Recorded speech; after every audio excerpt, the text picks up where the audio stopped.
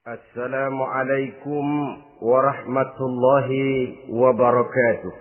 Waalaikumsalam warahmatullahi wabarakatuh.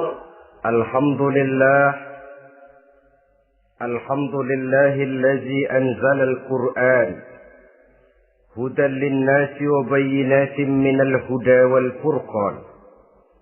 Wassalatu wassalamu ala asyrafil anam wa ala alihi wa ashabihil kiram, amma ba'du.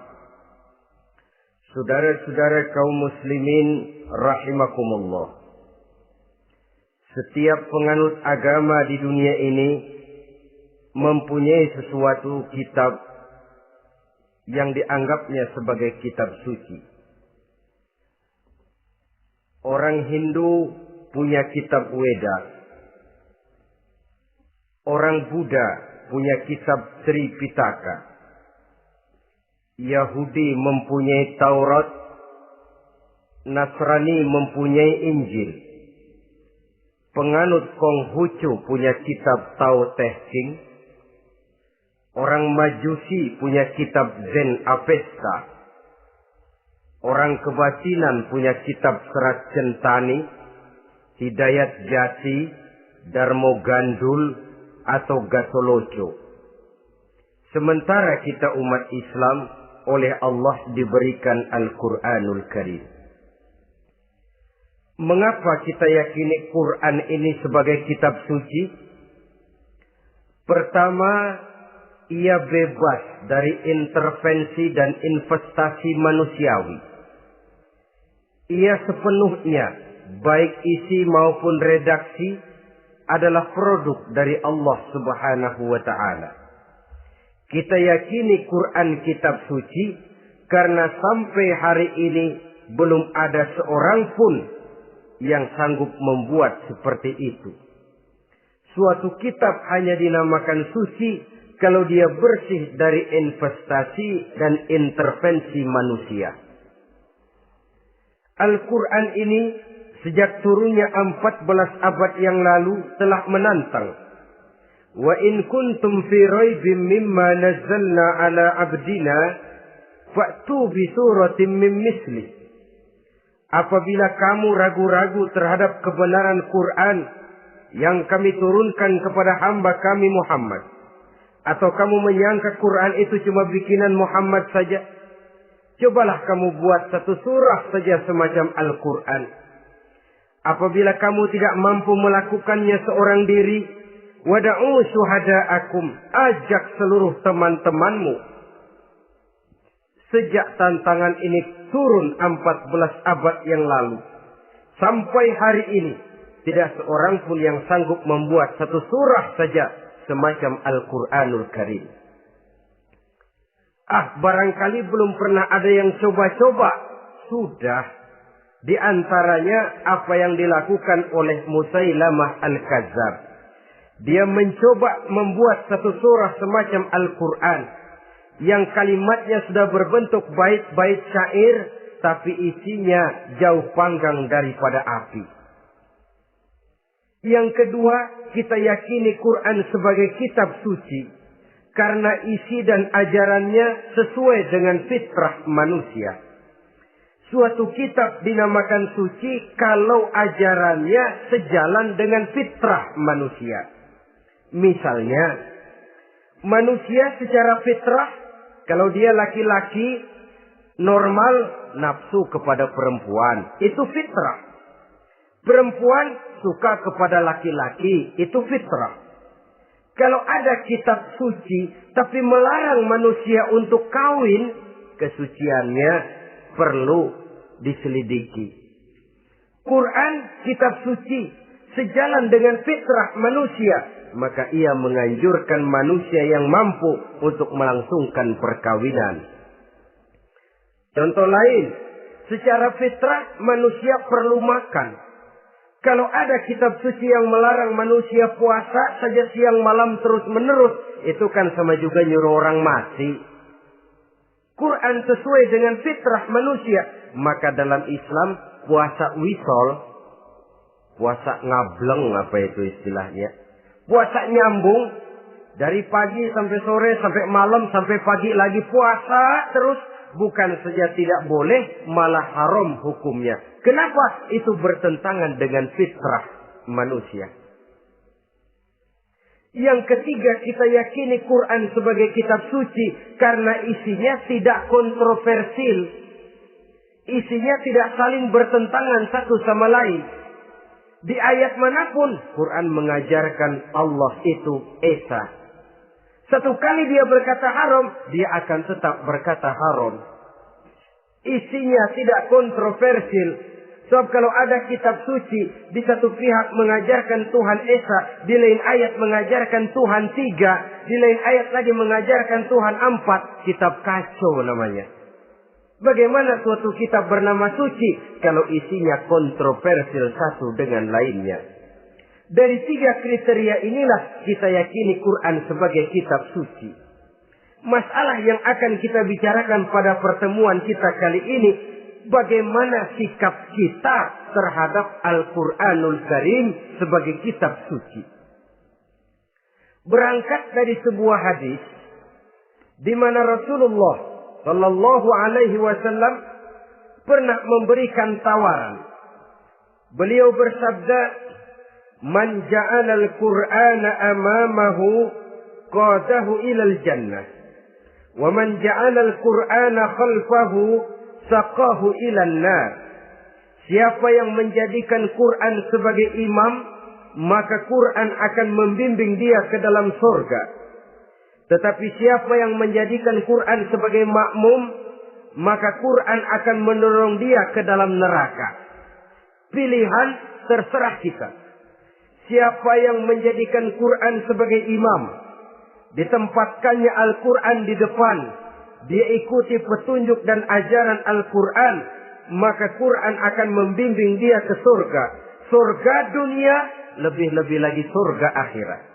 Tetapi sebaliknya, siapa yang menempatkan Quran di belakangnya, dia belakangi Al-Quran, dia belakangi perintah dan ajaran-ajaran Al-Quran, dia perturutkan hawa nafsunya dalam kehidupan ini, maka Quran akan mendorong dia ke dalam neraka.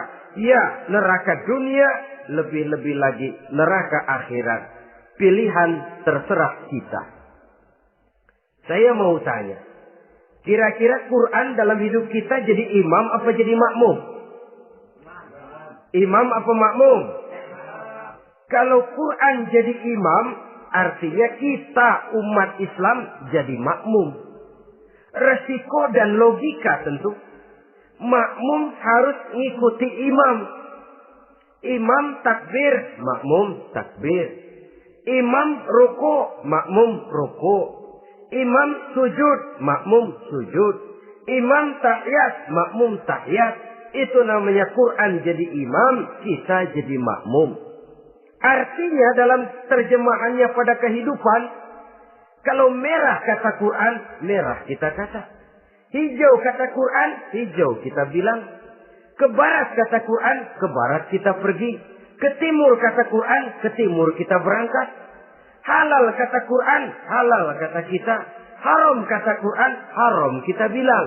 Itu Quran imam, kita makmum. Nyatanya kadang-kadang kontras. Nyatanya kadang-kadang paradok. Merah kata Quran, hijau dong kata kita.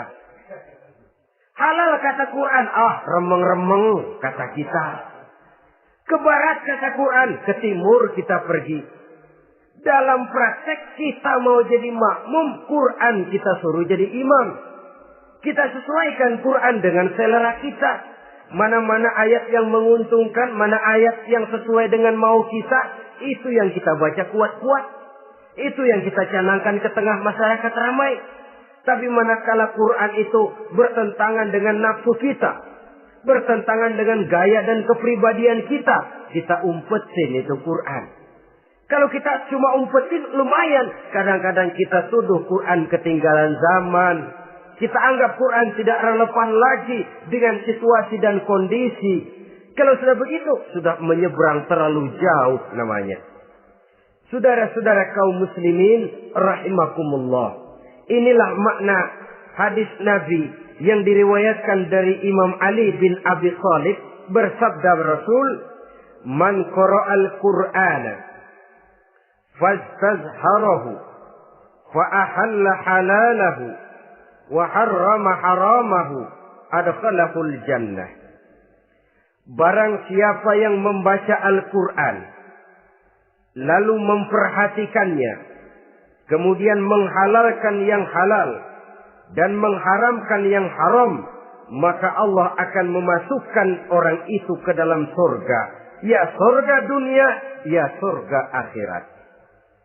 Apabila kita renungi hadis ini, maka untuk berimam kepada Al-Quran ada 3 jalan utama yang harus kita laksanakan.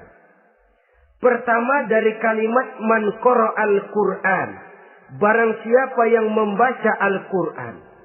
Ini artinya siapa yang ingin menjadikan Quran sebagai imam di dalam kehidupan, jalan pertama yang harus ditempuhnya menanamkan kegemaran membaca Al-Quranul Karim. Al-Quran gharibun fima baina qaumin la yaqra'una. Quran akan jadi asing, Quran akan jadi aneh kalau terletak di tengah rumah orang Islam yang tidak suka membaca Al-Quranul Karim. Jadi langkah pertama, tanamkan kegemaran membaca Al-Quran. Saya tidak menyalahkan kalau remaja kita gandrung kepada Stevie Wonder. Baik kalau mereka senang kepada suara emasnya Michael Jackson atau suaranya Madonna. Tapi kalau sampai harus mengalahkan kecintaan mereka kepada membaca Al-Quran, ini ironi. Sebagai orang tua, kalau anak-anak kita buta huruf Latin, katanya menghambat pembangunan. Bahkan pemerintah saja menggalakkan bebas 3B itu. Buta aksara diantaranya, supaya rakyat bisa membaca huruf Latin. Kalau anak-anak kita buta huruf Latin, katanya menghambat pembangunan. Bagaimana kalau anak-anak kita buta huruf Quran? Jelas saja menghambat proses kesadaran dan kebangkitan dari dunia Islam itu sendiri. Satu contoh ringan. Dulu sebelum pembangunan merata, listrik belum lagi masuk desa, kampung gelap, rumah pakai lampu minyak. Kalau kita masuk kampung, terasa banyak orang Islam. Kenapa? Di rumah sebelah sana kita dengar anak muda sedang latihan baca rawi. Sebelah sini ibu-ibu sedang selawatan. Di rumah sana remaja sedang baca Quran. Pembangunan maju, listrik masuk desa. Alhamdulillah. Tapi apa yang kemudian terjadi? Proses pergeseran nilai. Setelah listrik masuk desa, radio main kenceng-kencengan. Televisi main gede-gedean. Baca Quran sudah barang aneh, langka. Tengoklah sekarang kalau kita masuk kampung, ada yang remaja sedang baca Quran. Rasanya kok aneh, nggak umum. Sesuatu yang baik malah menjadi nilai-nilai keanehan. Saudara-saudara kaum muslimin rahimakumullah, tanamkan kegemaran membaca. Dalam satu hadis Nabi pesan, nawiru buyutakum bitilawatil Quran. Sinari rumah tanggamu dengan bacaan Quran. Sebab listrik ini cuma bisa menerangi gelap, tapi tidak akan sanggup menerangi hati manusia. Quran produk Allah dibaca dalam segala keadaan, tepat dan pantas. Lihat saja, orang sedih baca Quran, terhibur. Orang gembira baca Quran, tidak lupa diri. Di rumah mewah ada yang baca Quran, bagus. Di gubuk reot di pinggir kali ada yang baca Quran, cocok. Orang kawin dibacakan Quran, bagus. Orang mati dibacakan Quran, tidak jelek. Dalam segala keadaan, in all season, bahasa kerennya, dia pantas dibaca. Saudara-saudara, bahkan orang sakit gigi pun kalau dengar baca Quran, tidak marah. Coba lihat. Dia senang benar lagu Michael Jackson, tapi giliran sakit gigi, coba setelin lagu Michael Jackson. Kalau nggak mencah-mencah, kamu gila apa nggak tahu saya lagi sakit gigi? Tapi coba bacakan Quran, dia pasti tidak marah. Begitu besar daya pengaruhnya. Bahkan Abu Jahal sama Abu Lahab pernah rapat. Kata Abu Jahal sama Abu Lahab, Mas Lahab, gini loh Mas. Kenapa? Ini saya pikir-pikir salah satu yang menyebabkan kenapa saudara kita banyak ikut ajaran Muhammad. Mereka kalau sudah dengar bacaan Quran terpesona. Jadi kita blokir saja. Caranya gimana? Kasih pengumuman kepada Quraisy, jangan sekali-kali mau dengerin Muhammad baca Quran. Kamu juga jangan. Dan kamu, saya pun begitu. Mari kita janji, tidak mau dengar bacaan Quran. Salaman. Pulang ke rumah masing-masing. Dapat 1 hari tahan, 2 hari bertahan, 3 hari, seminggu ke atas. Abu Jahal mulai ada semacam rindu. Kangen pengen dengar ayat Quran. Karena secara pribadi dia mengakui keindahan gaya bahasanya jauh lebih tinggi dari kemampuan penyair Quraisy. Isi ajarannya sangat dalam dan menyentuh segi-segi kehidupan manusia. Gak tahan Abu Jahal kayak dikilikin hatinya. Keluar rumah mindik-mindik, umpet-ngumpet. Ngempet di rumah Nabi. Pengen dengar Nabi baca Quran. Rupanya Abu Lahab sama. Pikir Abu Lahab gak bakalan keluar. Abu Lahab berpikir, Jahal pasti di rumah. Dua-duanya bareng berangkat ke rumah Nabi. Cuma yang satu dari sebelah barat, yang satu dari sebelah timur. Ngempet, ketemu di sudut, sama-sama kaget. Jahal, loh kamu Lahab? Iya, kamu ngapain? Lah kamu ngapain? Akhirnya sama-sama malu. Sama-sama tidak bisa menahan diri. Akhirnya sama-sama ngakuin. Bagaimanapun kita harus akui bahwa Al-Quran ini mengandung daya pesona yang sangat luar biasa. Itu dari segi bacaan. Belum lagi dari segi ajaran. Belum lagi dari segi isi. Tanamkan kegemaran membaca Al-Quran. Sampai-sampai Nabi katakan, Innal ladzi laisa fi jawfihi syai'un minal Quran kal baitil kharib. Orang yang dari tenggorokannya belum pernah keluar ayat Quran barang sepotong pun, belum pernah ngaji barang seayat pun, itu orang kata Nabi kal baitil kharib, kayak rumah kosong. Rumah kan kalau kosong biar bagus, mewah, besar, perabotannya lengkap. Kalau kosong, angker. Setan kuntilanak memedi, betah benar di situ. Saudara-saudara kaum muslimin rahimakumullah. Dalam satu percontohan Nabi mengatakan begini. Masalul mu'minil ladzi yaqra'ul Qur'an kamasalil utrujah. Rihuha thayyibun wa ta'muha thayyibun. Orang mukmin yang suka membaca Quran adalah ibarat buah utrujah. Baunya wangi, rasanya lezat. Kira-kira kalau di negeri kita buah apa utrujah ini? Semacam jeruk yang manis lah. Sudah baunya wangi, rasanya enak. Itu buah itu. Orang mukmin yang suka baca Quran kayak buah itu. Baunya wangi, rasanya enak. Artinya syiarnya hidup, isinya memang orang mukmin. Sebaliknya, wa masalul mu'minil ladzi la yaqra'ul Qur'an kamasalit tamrah la riha laha wa ta'muha hulwun. Orang mukmin yang tidak suka baca Quran kayak korma. Rasanya emang manis, cuman kagak ada baunya. Artinya apa? Syiarnya kurang. Kalau orang belum tapi kenalkan kagak mau makan korma. Kenapa? Nggak ada baunya. Daya tariknya kurang, walaupun rasanya enak. Kalau daya tariknya nggak ada, kan nggak ada iklannya, tidak ada syiarnya.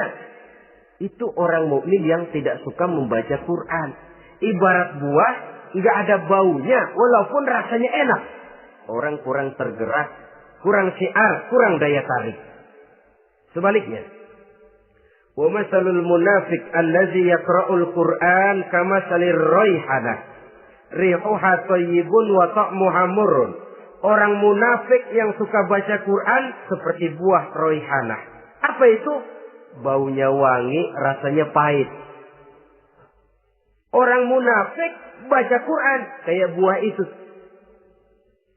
Baunya sih enak, cuman rasanya pahit. Ya munafik baca Quran.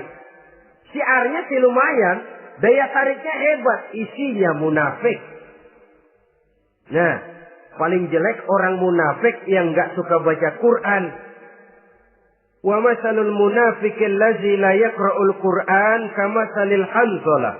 Laisa laha rihun wa ta'muha murrun. Orang munafik yang tidak suka baca Quran seperti buah hanzalah, sudah enggak ada baunya, rasanya pahit lagi. Kalau buah pacek kali. Udah baunya kagak ada, kalau dimakan bikin orang celeng. Saudara-saudara kaum muslimin rahimakumullah, tanamkan kegemaran membaca Al-Quran. Karena membaca Al-Quran merupakan ibadah yang besar. Bahkan kata Nabi, afdalu ibadati abdi qiraatul Quran. Nilai ibadah yang paling baik dari hambaku adalah ibadah membaca Al-Quran. Dalam sholat pahalanya lebih besar di luar sholat daripada di luar sholat. Dengan wudu pahalanya lebih besar daripada tanpa wudu. Mengerti pahalanya lebih besar daripada tidak mengerti. Tapi tidak mengerti pun jangankan membaca, mendengar saja orang baca Quran dengan baik sudah didoakan untuk mendapat rahmat. Berpahala mendengar bacaan Al-Quran walaupun tidak mengerti. Apalagi membaca sendiri, apalagi mengerti apa yang kita baca, tentu pahala itu akan jauh lebih besar. Ini yang pertama. Tanamkan kegemaran membaca Al-Quranul Karim. Yang kedua, dalam hadis tadi, fastazharuhu. Man qara'al Qur'ana fastazharuhu. Siapa yang membaca Al-Quran kemudian memperhatikannya. Jadi kalau kita mau berimam kepada Al-Quran, setelah menanamkan kegemaran membaca, yang kedua, perhatikan, pahami isinya.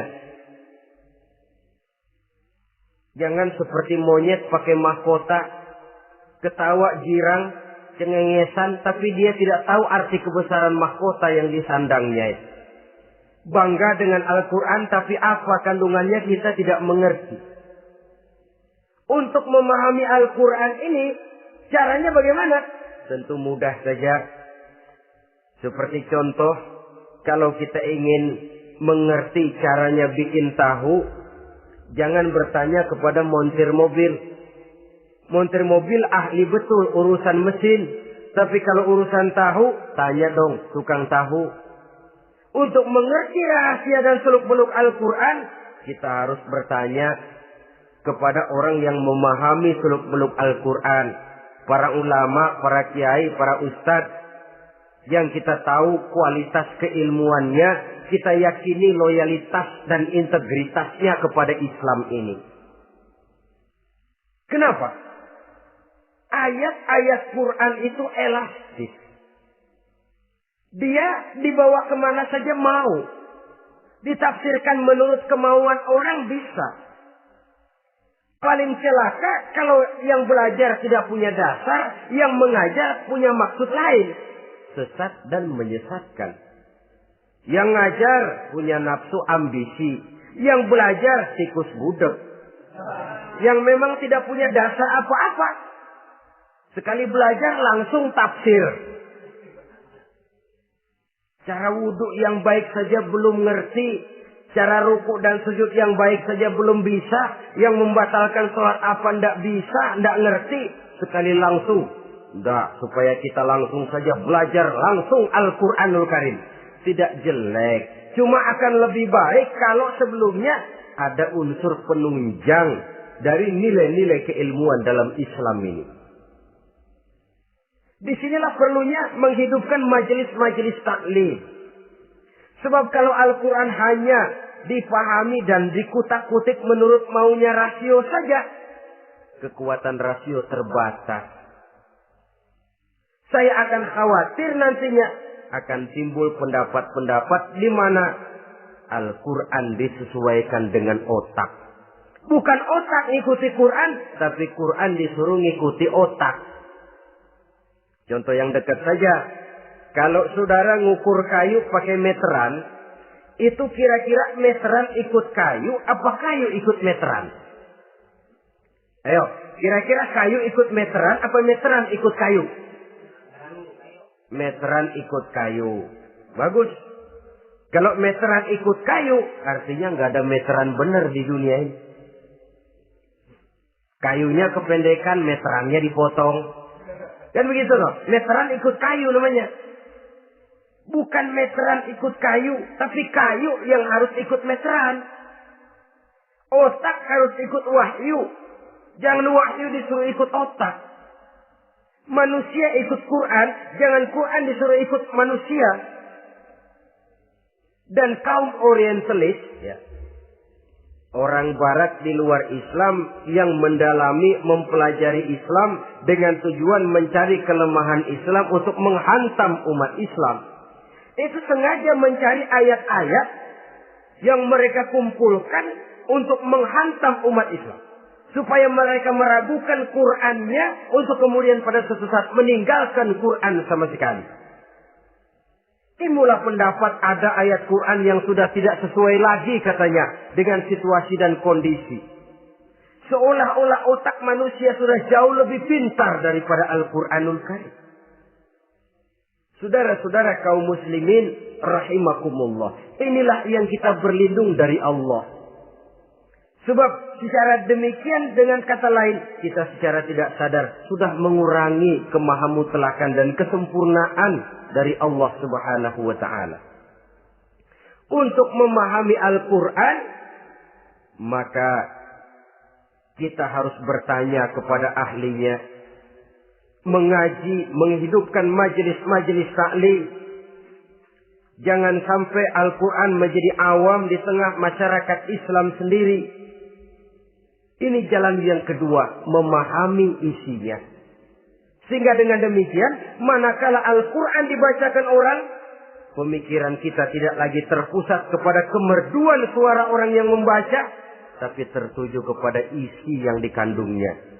Sehingga dalam kondisi semacam itu, boleh jadi tiap kali dibacakan Al-Quran, nilai iman makin tambah. Kita dengar orang baca, Alam taro kaifa fa'ala rabbuka bi ashabil fil. Terbayang oleh kita bagaimana Raja Abrahat dengan pasukannya mau menghancurkan Ka'bah.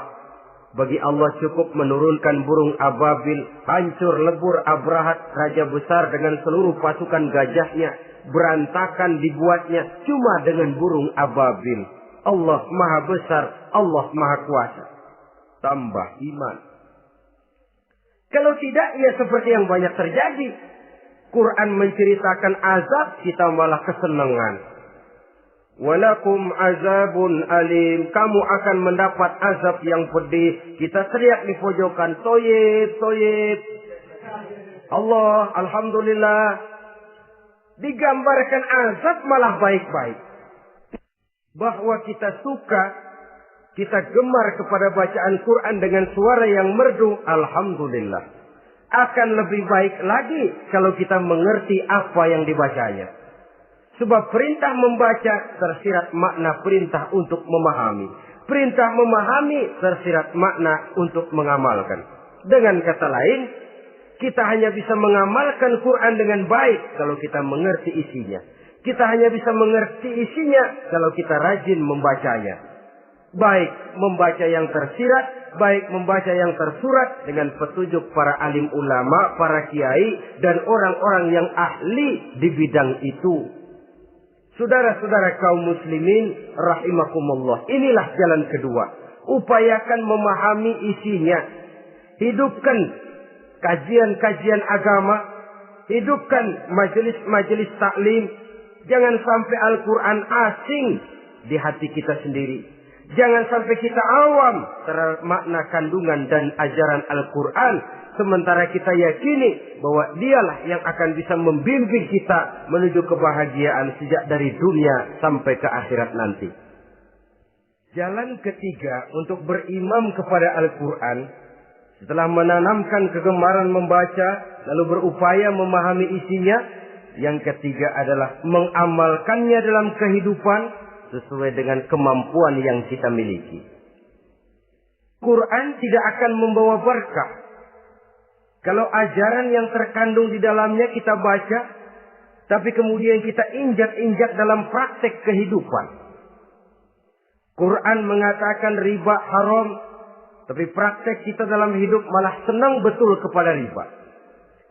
Quran mengajarkan jagalah kesatuan persatuan dan ukhuwah Islamiyah.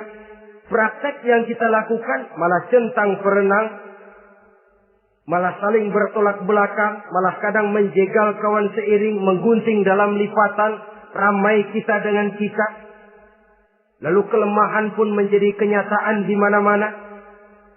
Quran sekali lagi tidak akan membawa berkah kalau yang kita baca kita injak-injak. Tentang pengamalan Al-Quran ini, Allah Subhanahu wa ta'ala mengklasifikasi manusia dalam firman-Nya. Thumma awrasna al-kitaba allazina astafaina min ibadina. Kemudian kami wariskan Al-Quran ini kepada hamba-hamba kami yang kami pilih. Ya Allah, coba saja kita lihat ayat ini. Quran kitab pilihan. Diberikan kepada umat pilihan, yaitu kita-kita ini. Lalu bagaimana umat pilihan ini setelah menerima Al-Quran? Terbagi dalam 3 kelompok besar. Pertama kata Allah, فَمِنْهُمْ ظَالِمٌ لِنَفْسِهِ. Di antara mereka ada yang setelah menerima Al-Quran, kemudian zalim kepada dirinya sendiri.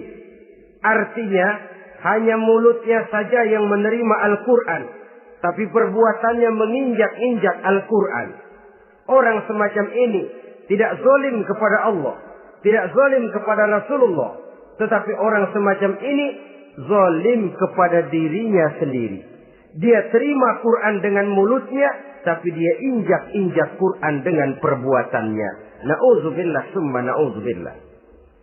Kelompok yang kedua, faminhum muqtasid. Di antara mereka ada yang setelah menerima Al-Quran lalu muqtasid. Muqtasid ini 50-50. Ngambil jalan tengah. Ajaran Quran dipakai, ajaran setan dikerjain.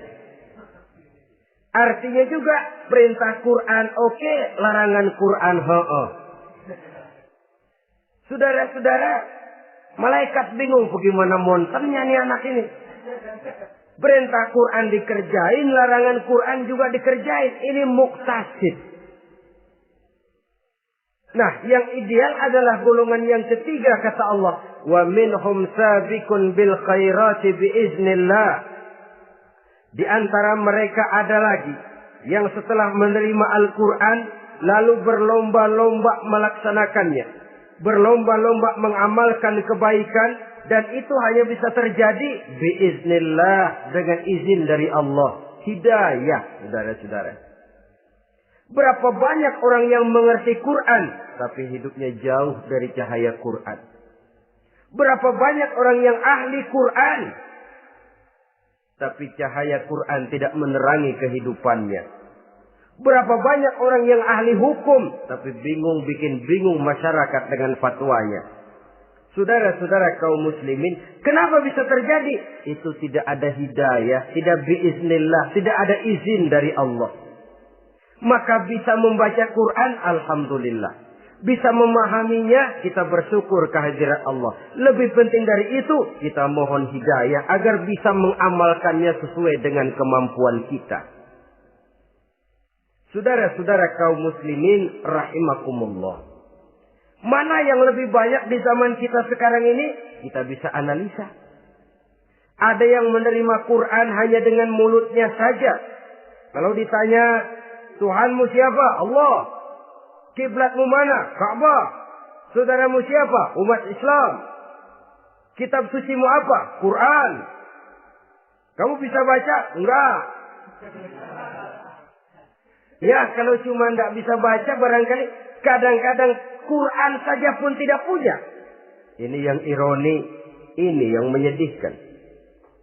Saudara-saudara kaum muslimin rahimakumullah. Tanpa melaksanakan konsepsi Al-Quran di dalam kehidupan,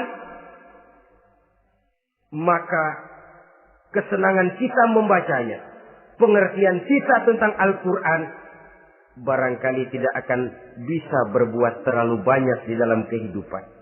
Maka sekarang ini sudah ada terjemahan Quran dalam bahasa Indonesia, dalam bahasa daerah, dalam bahasa Inggris, Belanda, bahkan Jerman, yang masih harus terus dan selalu ditingkatkan terjemahan Quran di dalam kehidupan. Dengan kata lain, kita umat Islam menunggal dengan Quran kita. Jangan cuma jadi kebanggaan Islam tinggi, tidak ada yang lebih tinggi dari Islam. Quran kitab suci, tidak ada yang bisa menandinginya. Qurannya, tapi umatnya. Kadang-kadang kita ini jauh panggang daripada api. Kita bersyukur musabaqah tilawatil Quran dihidupkan dengan biaya bermiliar rupiah. Sejak dari tingkat kelurahan, kecamatan, wali kota, provinsi, sampai kepada tingkat nasional. Untuk menanamkan kegemaran membaca Quran. Setelah itu, hendaknya diadakan peningkatan dengan upaya memahaminya. Sehingga pada suatu saat, boleh kita adakan musabaqah pengamalan Quran. Hadiahnya, sudah langsung dari Allah sendiri. Ini yang kita perlu berlomba. Berlomba mengamalkan ajaran Quran. Sabiqun bil khairat. Berlomba mengamalkan ajaran-ajaran Al-Quranul Karim. Nah, oleh karena Al-Quran ini dalam bentuknya yang umum kadang-kadang hanya menjelaskan satu persoalan secara global, kita memerlukan tuntunan sunnah dari Rasulullah Sallallahu Alaihi Wasallam. Umpamanya, Quran hanya mengajarkan aqimis sholat, dirikan sholat. Caranya bagaimana? Tidak ada cara sholat dalam Quran. Dari mana kita tahu cara sholat? Dari sunnah. Itu sebabnya selain Al-Quran sebagai sumber utama, kita memerlukan sunnah. Bahwa sholat pakai takbiratul ihram di Quran tidak ada. Bahwa sholat pakai tahiyat dalam Quran tidak ada. Jadi kalau orang cuma Quran saja, tidak ada sunnah itu, ya bagaimana kita bisa sholat? Quran cuma mengatakan wa atimul hajja wal umrata lillah, laksanakan haji dan umrah karena Allah. Bagaimana manasik haji? Bagaimana cara sa'i? Bagaimana cara wukuf? Bagaimana cara melontar? Tidak ada dalam Quran. Yang memuat itu tidak lain sunnah. Untuk memahami Quran dan sunnah ini, kita memerlukan orang yang menguasai Quran dan sunnah. Oleh karena itu, kita perlu petunjuk kepada para ulama. Itu sebabnya Quran sendiri mengatakan, wa in tanaza'tum fi syai'in farudduhu ila Allahi wa rasulih. Apabila kamu berbeda pendapat tentang suatu persoalan, kembalikan kepada Allah dan Rasulnya. Kembalikan kepada Allah artinya kembalikan kepada Quran. Kembalikan kepada Rasul maksudnya kembalikan kepada sunnah. Siapa yang mengerti Quran dan sunnah? Para ulama yang kualitas ilmunya kita yakini, loyalitas dan kredibilitas serta integritas keislamannya bisa menjadi panutan. Saudara-saudara kaum muslimin rahimakumullah. Dengan demikian, kalau orang berkata langsung saja memahami Quran, sekarang kan sudah banyak terjemahannya, tidak usah lewat ulama-ulamaan. Saya tidak mencela, cuma agak mengkhawatirkan. Kalau dia memahami Quran cuma sekedar lewat terjemahannya saja, sangat mungkin jadi dia bisa salah paham. Kita memerlukan bantuan sunnah, kita memerlukan petunjuk para ulama yang menguasai di bidang itu. Kembalikan kepada Quran dan sunnah, artinya bertanya kepada orang yang memahami Quran dan sunnah. Nah, dengan begitu kan akan terjadi perbedaan pendapat. Perbedaan pendapat sesuatu yang halal sepanjang tidak menyebabkan kita berpecah belah. Halal berbeda pendapat. Asal diletakkan pada proporsinya. Apalagi kalau perbedaan pendapat itu cuma masalah teknis, bukan masalah prinsip. Kenapa tidak pulang saja kepada tuntunan Quran? Lana a'maluna walakum a'malukum. Kami akan mengamalkan amalan yang kami yakini benarnya. Saudara persilahkan mengamalkan amalan yang saudara yakini benarnya. Sama-sama punya alasan, sama-sama punya dalil. Tidak usah saling menyalahkan. Tidak usah saling mengklaim, merasa yang paling benar, orang lain salah semua. Kemukakan argumen, jangan sentimen. Harus dengan semangat mencari kebenaran, bukan untuk mencapai kemenangan. Kalau sentimen lebih penting dari argumen, kalau kemenangan lebih diutamakan dari mencari kebenaran, yang berlaku kadang-kadang gengsi. Kalau sudah gengsi, yang bicara emosi. Kalau sudah emosi, istilah kita di kampung, ngambek. Gedean ilmunya sama ambeknya. Kadang-kadang, saya kalau nggak jadi imam, nggak mau sembahyang di situ. Kalau nggak jadi imam, orang lain dianggapnya kagak sah sembahyangnya. Pokoknya kalau nggak ngaji sama saya, Islamnya kurang benar. Mengklaim. Perbedaan pendapat wajar, halal, asal tidak menyebabkan kita berpecah belah. Dan sewajarnya kita lebih berusaha mencari titik pertemuan, memperbesar persamaan, dan bukan mengutak-utik perbedaan. Kadang-kadang inilah penyakit kita nih. Satu kunut, satu tidak sembahyang subuhnya. Bisa RT. Satu usoli, satu tidak, bisa RW. Satu azan sekali Jumatan, satu dua kali, bikin masjid lagi. Kenapa bukan persamaannya yang dicari? Kenapa justru perbedaannya yang diperbesar? Yang masalah macam ini sampai kiamat tidak pernah selesai. Kan lebih baik kalau kita ditanya orang, Pak, sholat subuh itu pakai kunut apa tidak sih? Kalau saya pakai. Kalau yang tidak pakai kunut bagaimana Pak? Betul, kata yang tidak pakai. Jadi yang pakai kunut betul, betul karena saya pakai kunut. Yang tidak juga betul, betul kata yang tidak pakai. Kalau yang kunut betul, yang tidak kunut betul, lalu yang salah yang mana Pak? Yang salah yang subuh nggak sembahyang. Lebih objektif, proyek garapannya ada, umat tidak berpecah belah. Ini yang konyol, kadang-kadang khutbah Jumat pakai membongkar khilafiyah, menghantam tahlil, menghantam kunut. Selesai sembahyang Jumat, apa yang terjadi? Umat resah, masyarakat gelisah, polemik timbul, masalah tidak terselesaikan. Orang jadi khotib itu raja dalam mimbar Jumat. Siapa yang mau bantah dia? Kalau memang mau buka itu persoalan khilafiyah, buka dalam forum khusus. Adakan pengajian, jelaskan masalahnya secara luas, mendasar. Jangan mengklaim dan memponis.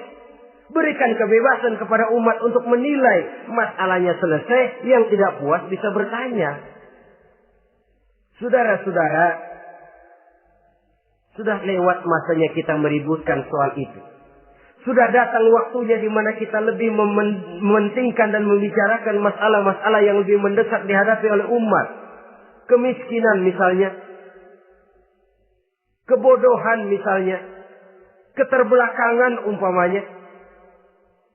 Peluang untuk mendapatkan pendidikan yang layak bagi anak-anak kita yang berotak cerdas tapi tidak punya kemampuan ekonomi umpamanya. Itu akan lebih objektif ketimbang kita membicarakan masalah-masalah yang sampai kiamat tidak akan pernah selesai. Yang hanya akan menyebabkan kita menjadi lemah, persatuan koyak, solidaritas sosial lalu menurun, saling curiga menjadi tumbuh karenanya, dan pada akhirnya kita tidak akan pernah bisa berbuat banyak. Untung kalau tidak menjadi tertawaan bagi orang yang berdiri di luar pagar. Saudara-saudara kaum muslimin rahimakumullah. Sekali lagi, Al-Quran tidak akan membawa berkah kalau yang kita baca, kita injak-injak. Oleh karenanya, untuk berimam kepada Quran ini, sekali lagi pertama, tanamkan kegemaran membaca. Yang kedua, upayakan memahami isinya melalui bimbingan orang yang ahli bidang itu. Yang ketiga, amalkan sesuai dengan kemampuan. Sebab itu ada prinsip, kalau isi suatu hadis nampaknya bertentangan dengan otak, kesohihan hadis itu boleh diperiksa. Tapi kalau ayat Quran nampaknya bertentangan dengan otak, otaknya yang harus diperiksa. Jangan Qur'annya lalu disesuaikan dengan otak.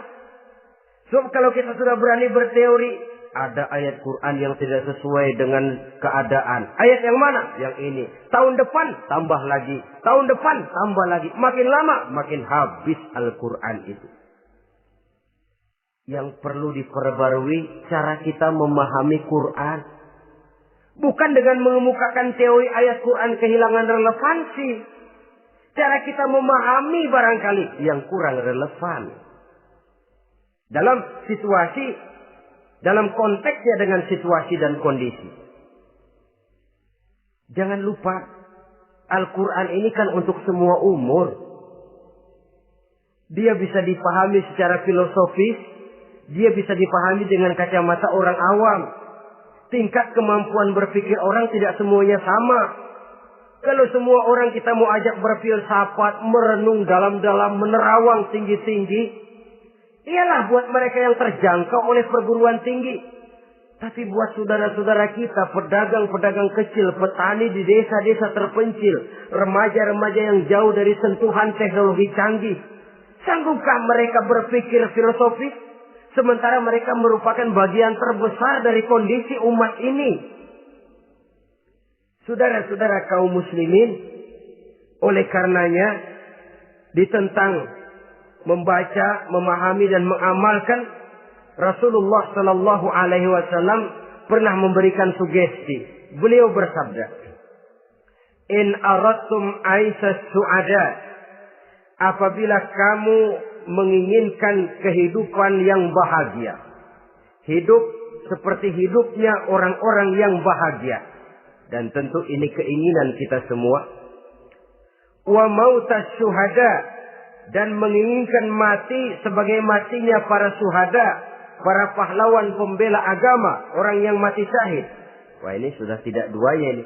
Hidup mulia, mati syahid. Dapat dua-duanya. Wan najata yaumal hasri, dan ingin mendapat keselamatan pada hari hasyar, hari pengumpulan manusia di padang mahsyar. Wa zilla yaumal harri, dan mendapat perlindungan dari Allah pada hari yang sangat panas. Wal huda minadh dhalalah, dan mendapat petunjuk dari kesesatan. Nah, ini keinginan semua orang. Kan yang kita cari apa sih? Hidup bahagia. Biar ndak kaya asal bahagia. Sudah enak. Lalu apa lagi? Matinya sebagai syahid. Kemudian di hari pengumpulan nanti mendapat keselamatan. Lalu pada saat orang lain kepanasan kita mendapat perlindungan. Kemudian orang lain kebingungan kita mendapat petunjuk. Kalau ini yang diinginkan kata Nabi, resepnya fa'adimu qira'atal Qur'an. Maka lazimkan, biasakan olehmu membaca Quran. Tidak ada terlambat. Idealnya memang dari kecil, sebab lidah kalau sudah kaku berat. Disuruh baca innallaha laghaniyun hamid. Lidahnya berat. Innallaha lampuniyun hamid. Lampuniyun. Laghaniyun jadi lampuniyun. Lidah itu kalau sudah berat ya memang berat. Disuruh baca ya bani Israel. Lidahnya berat. Ya bini Siroil. Jadi ya bini Siroil. Saudara-saudara, idealnya memang dibiasakan dari kecil supaya lidah itu ringan. Kalau tidak ada istilah terlambat. Saya malu Pak, belajar alif-alifan udah gede. Ya jangan alif-alifan, alif beneran. Alif-alifan kapan bisa ya? Alif beneran yang dipelajari. Tidak ada istilah terlambat, tidak ada istilah malu untuk belajar Al-Quran ini. Saudara-saudara kaum muslimin rahimakumullah. Ini sugesti untuk menanamkan kegemaran membaca. Lalu sugesti untuk memahaminya. Tentu banyak ayat, banyak hadis. Mengapa tidak di antara kamu sekelompok orang yang berangkat untuk memperdalam, memahami agama. Falaula nafaro min kulli firqatin minhum ta'ifatun liyatafaqahu fid din. Di tengah kelompok orang yang berangkat belajar teknologi canggih, di tengah grup orang yang mendalami ekonomi, di tengah kelompok orang yang membidangi hukum, di tengah kelompok orang yang sibuk meneliti ilmu-ilmu kedokteran, mengapa tidak ada kelompok orang yang secara takhasus liyatafaqahu fid din, mendalami agama ini, mendalami Quran ini, harus ada. Lalu sugesti untuk mengamalkan Al-Quran kelihatan dari peringatan Allah yang kita bisa temukan pada surah Toha ayat 124 sampai dengan 127. Wa man a'rada an zikri, barang siapa yang berpaling dari peringatanku, kata Allah. Barang siapa yang berpaling dari Al-Quran ini, dia terima Al-Quran, dia imani Quran, tapi dia berpaling dari ajarannya, dia injak-injak apa yang seharusnya dia amalkan, dia perturutkan hawa nafsunya, maka kata Allah, fa inna lahu ma'isyatan dhanka, dia akan diberikan satu penghidupan yang sempit. Inna lillahi wa inna ilaihi raji'un. Diberikan hidup yang sempit. Kalau hidup sudah terasa sempit, bagaimanapun luasnya rumah, sempit. Kalau hidup sudah terasa sempit, bagaimanapun banyaknya harta, sumpek. Kalau sudah hidup ini terasa sempit, bagaimanapun luasnya pergaulan, tidak ada tempat kita bertanya, melarikan persoalan, membagi rasa. Siapa yang berpaling dari Quran, dia akan diberikan penghidupan yang sempit. Bukan dagangnya tidak untung, bukan kerjanya tidak digaji, tapi kesempitan hati lebih bahaya loh dari kesempitan ekonomi. Itu di dunia. Di akhirat, wa nahsyuruhu yaumal qiyamati a'ma. Di akhirat nanti dia akan dikumpulkan oleh Allah dalam keadaan buta. Ya Allah, ya Rasul. Padahal ke akhirat kita baru tumben. Sekali ke akhirat buta. Masya Allah. Di tempat kita lahir saja, kalau tadinya kita melihat, tahu-tahu menjadi buta, kita bingung. Padahal jalan sudah pernah kita lihat, arah sudah pernah kita tahu. Bagaimana di padang mahsyar nanti? Kemana jalan yang akan ditempuh? Kepada siapa kita hendak bertanya? Mana teman, mana istri, mana anak? Buta pula kita. Satu kesengsaraan yang merupakan puncak kesengsaraan. Dikala itu orang yang semacam tadi protes. Rabbi, lima hasyartani a'ma wa qad kuntu basira. Wahai Allah, kenapa hari ini saya dikumpulkan dalam keadaan buta? Padahal ketika di dunia dulu saya melihat, saya menyaksikan gunung yang menjulang tinggi ke angkasa. Saya melihat lautan yang luas terhampar biru membentang. Saya saksikan tanah, sawah luas menguning. Saya saksikan keindahan alam. Di dunia saya melihat Allah. Kenapa sekarang saya dikumpulkan dalam keadaan begini? Protes dia, tidak terima dia. Allah jawab, kadzalika atatka ayatuna fanasitaha. Kata Allah, begitulah memang. Dahulunya waktu di dunia telah datang ayat-ayat kami kepadamu. Telah turun Al-Quran. Telah datang agama. Fanasitaha. Tapi kamu lupakan dia. Kamu lupakan Quran. Kamu lupakan Islam. Datang ayat, turun Quran, turun agama. Kamu belaga pilon. Kamu belaga enggak tahu. Wa kadzalikal yauma tunsa. Maka hari ini pun begitulah kamu dilupakan. Sebagaimana dulu waktu di dunia, kamu telah melupakan ayat-ayatku, melupakan kitabku, melupakan ajaran-ajaranku. Hari ini kamu pun dilupakan. Seolah-olah Tuhan cuma nggak bilang, mereka protes, Tuhan, kenapa saya buta padahal di dunia saya ngelihat. Kata Tuhan, kalau bahasa kita, lu rasain. Lu sih, kenapa dulu di dunia? Pura-pura nggak lihat. Kenapa waktu di dunia? Pura-pura nggak tahu. Kenapa waktu di dunia? Kamu lupakan Quran. Maka hari ini pun engkau kami lupakan. Wa kadzalikal yauma tunsa. Wa kadzalika najzi man asrafa walam yu'min bi ayati rabbih wal azabul akhirati asyaddu wa abqa. Demikianlah kami membalas orang yang berlebih-lebihan, orang yang melampaui batas dan tidak mau beriman kepada ayat-ayat Tuhannya, dan sungguh siksa akhirat itu lebih dahsyat dan lebih kekal. Siksa dunia mungkin kelaparan, kekurangan ekonomi, kekurangan pakaian, tapi berapa hari paling lama seumur manusia? 70 tahun umur kita, ya paling lama begitulah. Tapi siksa akhirat, kesengsaraan akhirat, kesengsaraan neraka, asyaddu wa abqa, lebih dahsyat dan lebih kekal. Di zaman sekarang orang bukan cuma berbuat potong kompas, berpikir pun potong kompas, berpikir pun ngambil jalan pintas.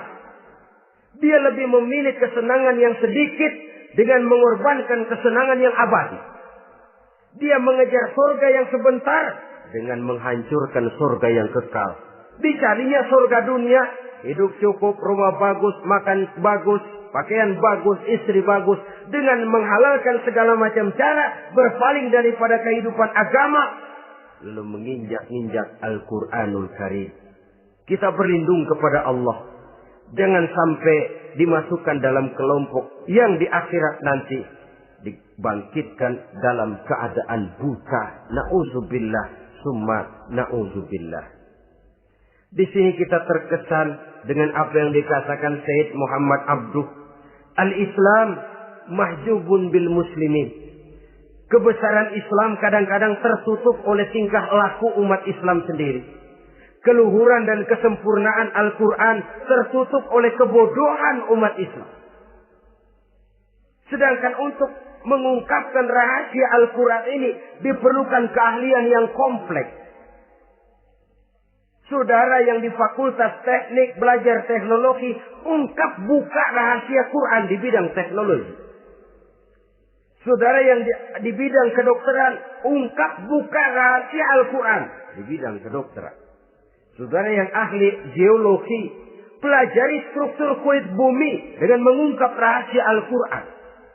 Sehingga pengkajian kita tentang teknologi, pengkajian kita tentang angkasa luar, pengkajian kita tentang anatomi manusia akan berakhir kepada subhanaka ma khalaqta hadza batila. Ya Allah, tidak satu pun yang Engkau ciptakan ini sia-sia.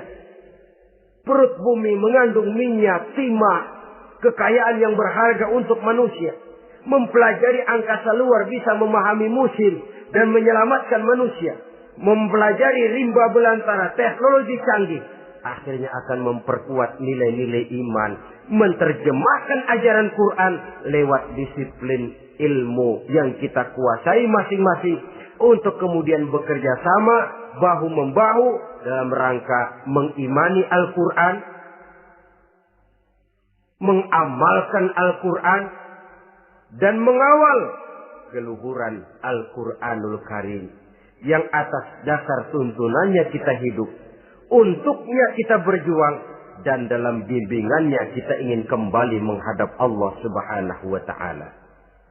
Inilah pertemuan yang singkat ini. Mudah-mudahan kita diberikan kekuatan oleh Allah untuk berimam kepada Al-Quran, menjadikannya sebagai pedoman utama di dalam kehidupan kita. Terima kasih atas segala perhatian. Mohon maaf atas segala kekurangan. Usikum wa nafsi bitaqwallah. Wassalamualaikum warahmatullahi wabarakatuh.